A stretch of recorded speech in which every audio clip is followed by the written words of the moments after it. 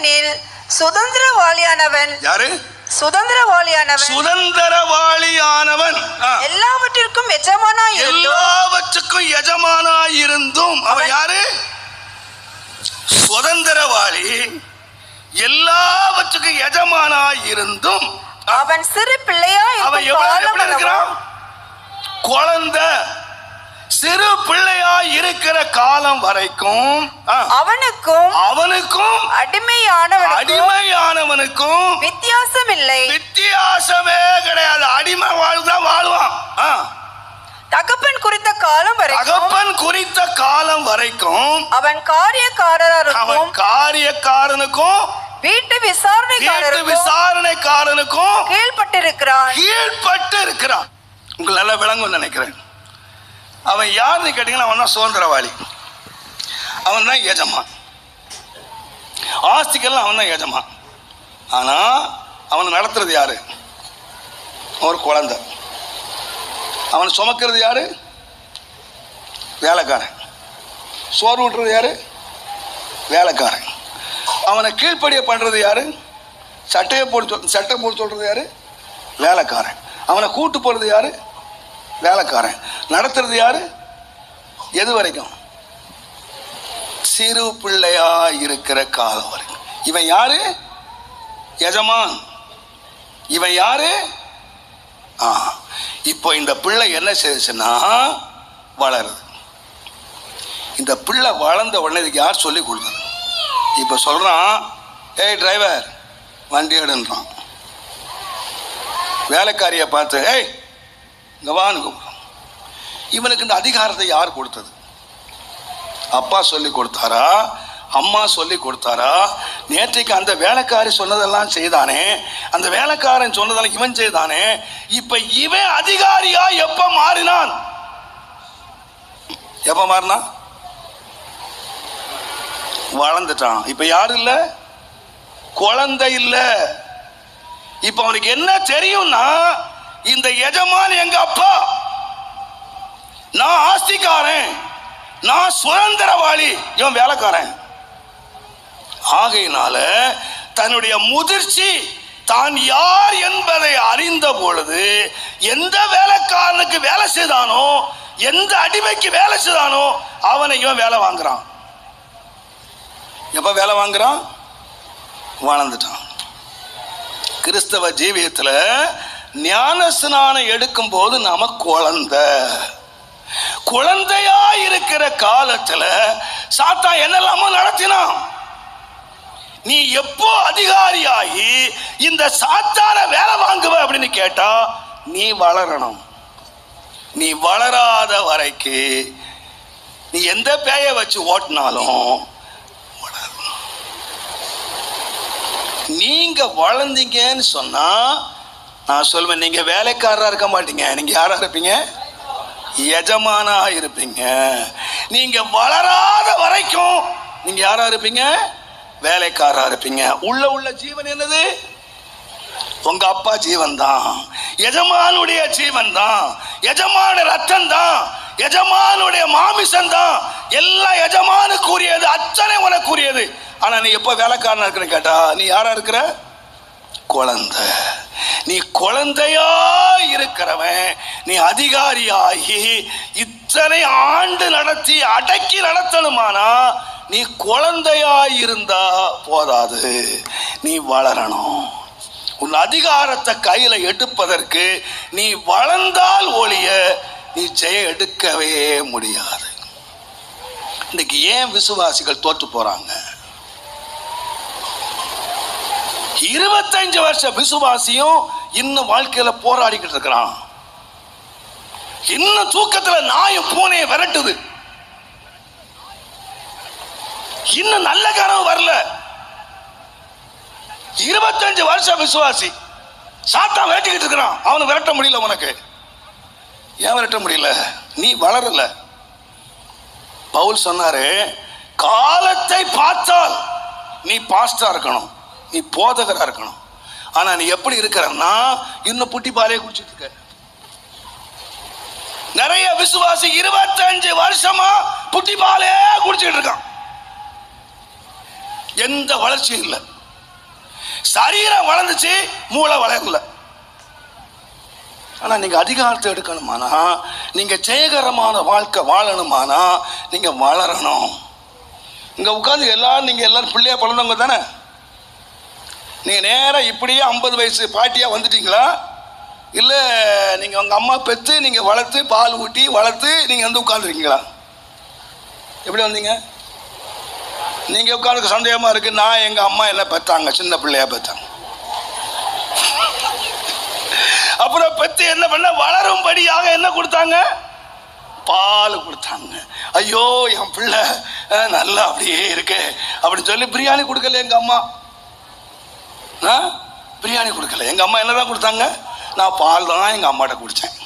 குடிச்சு என்ன செய்துட்டேன்? வளர்ந்து இன்னைக்கு பாஸ்டர் ஆகிட்டேன். அப்போ நான் நினைக்கிறேன், நான் எடுத்த உடனே சாத்தானை ஜெயித்திரல. நான் கிறிஸ்தவனாக இருந்தேன், கிறிஸ்தவ கோயிலுக்கு போனேன், நான் கிறிஸ்துவ ஆராதித்தேன், ஆனால் நல்ல தம்படித்தேன். கிறிஸ்துவ கோயிலுக்கு போனேன், எல்லா கெட்ட பழக்கத்தையும் வச்சுருந்தேன்.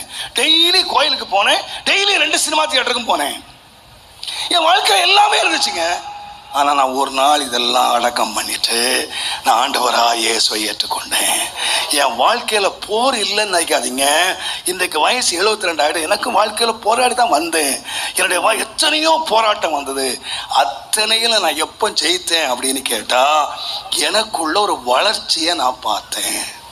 இந்த வளர்ச்சி எப்படி வரும் அப்படின்னு கேட்டிங்கன்னா, நீங்கள் 1 பேதுரு 2ஆம் அதிகாரம் 3ஆம் வசனம் பாருங்க.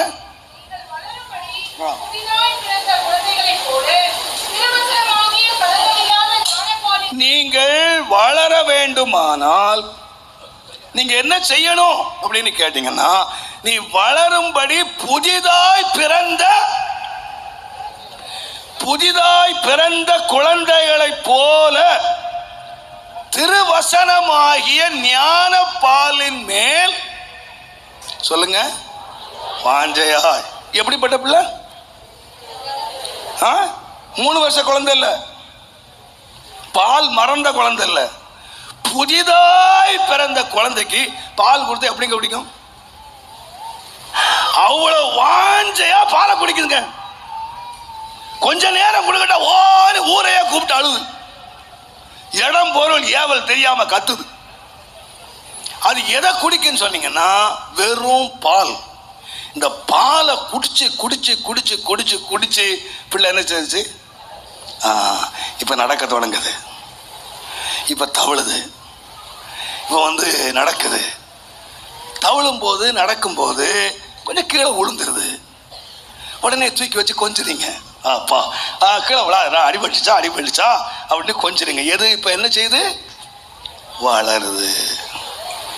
ஆனா இது நடப்பதற்கு என்ன வேணும்னா, வளரணும். இன்னும் வளர்ந்தா பிள்ளை என்ன செய்யும்? நடக்கும், எல்லாத்தையும் மிதிக்கும், எல்லாத்தையும் கடக்கும். இது வளரணும். யாரு வளருவான்னு சொன்னா, இந்த ஞான பாலின் மேல் வாஞ்சையாயிருங்கள். உங்களை பார்த்து நான் விசுவாசிகளை பார்த்து தாழ்மையா உங்களை பார்த்து கேட்கிறேன். நீங்க 25 வருஷம் விசுவாசியா இருக்கலாங்க, நீங்க 15 வருஷம் விசுவாசியா இருக்கலாம். இந்த வேத வசனத்துல நீ எப்படி இருக்கணும்னு கேட்டீங்கன்னா, இன்றைக்கு பிறந்த குழந்தையை போல. இந்த பைபிளுக்கு முன்னால நீ 25 வருஷம் விசுவாசி, 15 வருஷம் அனுபவம் அப்படின்னு போனீங்கன்னா உருப்படவே மாட்டேன். இந்த பைபிளுக்கு எப்படி போகணும் தெரியுமா? இன்றைக்கு பிறந்த குழந்தை எப்படி வாஞ்சிக்கிறதோ அதே விதமாய் இந்த வேதத்தை நீங்க வாஞ்சிப்பீங்கன்னா, நீங்க என்ன செய்வீங்கன்னா வளருவீங்க. இன்னைக்கு நிறைய பேர் நீங்க உண்மையா மனச்சாட்சியில கை வச்சு சொல்லுங்க, எத்தனை பேர் இந்த பைபிள்ல வாஞ்சியா இருக்கிறீங்க? எத்தனை பேர் தேடுறீங்க? ஒரு முறை வாசிட்டீங்க, 2 முறை வாசிட்டீங்க. நான் என்னுடைய 21 வயதுல இந்த வேதத்தை கையில் எடுத்தேன், வாசிக்கிற கையில் எடுத்தேன். என்ற 72 வயது நடந்து கொண்டிருக்கிறது. எதுலெல்லாம் எனக்கு வாஞ்ச குறைஞ்சு போச்சு, ஆனா இதுல மட்டும் என் வாஞ்ச குறையவே இல்லை. அதனால தான் நான் அதிகாரியா இருக்கேன், நீங்க எனக்கு கீழே உட்கார்ந்துருக்கிறீங்க. உங்களை என் கீழே உட்கார வச்சது என்ன தெரியுமா? நான் படிச்ச PhD இல்லை, MHD இல்லை, எந்த டியும் இல்லைங்க. இந்த டி தான் என்னை உங்க முன்னால் நிற்க வச்சிருக்கேன். அதிகாரியா இருக்கு. உங்களுக்குள்ள போராட்டம் எனக்கு இருக்குதுங்க. உங்களுக்குள்ள சோதனை எனக்கு இருக்கு. வாலிபத்தில் இருந்த சோதனைகள் எனக்கு இருக்கு. நான் வாலிபத்தெல்லாம் ஜெயித்து இன்னைக்கு உங்கள் மத்தியில ஒரு மாதிரி வாழ்க்கை வாழ்றது காரணம் இந்த வசனத்தின் மேல் எனக்கு இருந்த வாஞ்சை, எனக்கு இருக்கிற வாஞ்சை. இரவும் பகலும் இன்றைக்கு வரைக்கும் இந்த வேத வசனத்தை நான் இன்னும் வாசிக்கிட்டே இருக்கேன். நான் ஓரளவுல நினைக்கிறேன் இந்த வேதத்தை நான் ஏறக்குறைய ஒரு 100 முறை வாசித்து நினைக்கிறேன். அதுக்கு மேல வாசித்திருக்கலாம். நான் எத்தனை கணக்கு போடல, நான் வாசித்திருப்பேன். ஏங்க 100 முறை வாசித்தா 101வது முறை எத்தனை வாசிக்க போறேன்? இந்த புஸ்தகம் வாசிக்க போறேன். ஒரு புஸ்தகத்தை 1 முறை வாசிக்கலாம், 2 முறை வாசிக்கலாம். 100 முறை வாசித்தங்க. இன்னும் என்னுடைய வாஞ்ச அடங்கல, இன்னும் என் வாஞ்ச தீரல்ல. இன்றைக்கும் நான் வேத புஸ்தகத்தை வாசித்தா நான் புதிதாய் வாசிக்கிறேன். நான் வாஞ்சையோடு வாசிக்கிறேன். நான் மணிக்கணக்காய் உட்கார்ந்து வாசிக்கிறேன். எனக்கு அதை தேடுகிறேன். அதனுடைய முடிவு எனக்கு ஒன்று தெரியும். நீ வளருகிறது யாவருக்கும் தெரிந்திருக்கும்படி நீ வாசி. பவுல் சொன்னார் தீமோத்தேயுவை பார்த்து, நீ வளருகிறது தேறுகிறது யாவருக்கும் தெரிந்திருக்கும்படி இதை வாசி. நீங்க இதை மட்டும் நீங்க வாசிக்கிட்டே இருங்க. நீங்க வாசிக்க வாசிக்க வாசிக்க ஒன்றை கண்டுபிடிச்சிருவாங்க. இந்த ஆள் வளர்றான், இந்த ஆள் தேர்றான். உங்களை தேர பண்றது என்னன்னு கேட்டீங்கன்னா, நல்லா நான் போட்டோ போடாம பாருங்க இந்த எத்தியோப்பியா பிள்ளைங்களை. அதுக்குள்ள என்னதான் இருக்கு? சோமாலியா பிள்ளைக்கு என்னதான் இருக்கு? சோமாலியா பிள்ளைக்கு எல்லாம் எலும்பு, அது நாக்க தள்ளிக்கிட்டு இப்படியே நிற்கு, சவளை பிடிச்சு. ஆனா அமுல்ல ஒரு படம் போட்டிருக்கான், அமுல் பேபி. அது எப்படி இருக்கு? குண்டோதர மாதிரி. அது என்ன குடிச்சது? பால் குடிச்சது. இந்த சோமாலியா பிள்ளைக்கு என்ன கிடைக்கல? இதுக்கு பேர் என்னதான்? பிள்ளை. ஆனா என்ன கிடைக்கல? ஜீவன் இருக்கு, பட் என்ன கிடைக்கல? பால் கிடைக்கல. இது பிள்ளை, இது அமுல் மாதிரி குண்டு குண்டா இருக்கு, குண்டோதர மாதிரி இருக்கு. இது என்ன குடிச்சது? பால் குடிச்சது. விசுவாசி பால் குடிக்கிறானா இல்லையா என்கிறது எதுல தெரியும்னு கேட்டீங்கன்னா, உன் வளர்ச்சியிலேயே தெரியும். நீ வளருவாய், நீ வளருவாய். இஸ்ரவேலே நீ வேறு வந்துவாய் வளருவாய்ன்னு சொன்னா எங்க சும்மா வளர மாட்ட. வசனத்தை வாசித்து நீங்கள் அதில் வளருங்க. எபேசியர் 4ஆம் அதிகாரம் 14-15 வாசித்தீங்கன்னா, அன்பினாலே சத்தியத்தை கை கொண்டு நீங்க வளருங்க. நீங்க எப்படி வளரணும்? நீங்க வாசிங்க, வசனத்தை கை கொள்ளுங்க. அப்ப என்ன செய்வீங்கன்னா, நீங்க வளருவீங்க. நீங்க வளருவீங்க.